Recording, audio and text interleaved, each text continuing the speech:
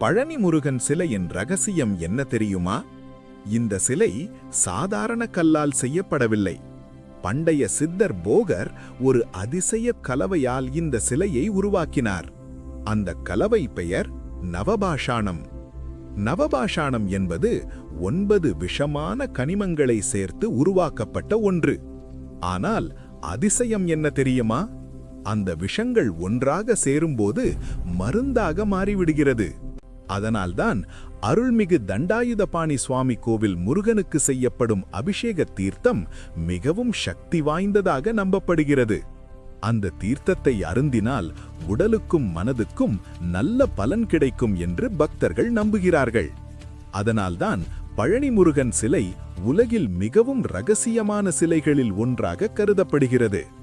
முருகா என்று ஒரு முறை சொல்லுங்கள், உங்கள் வாழ்க்கையில் அதிசயம் நடக்கலாம்.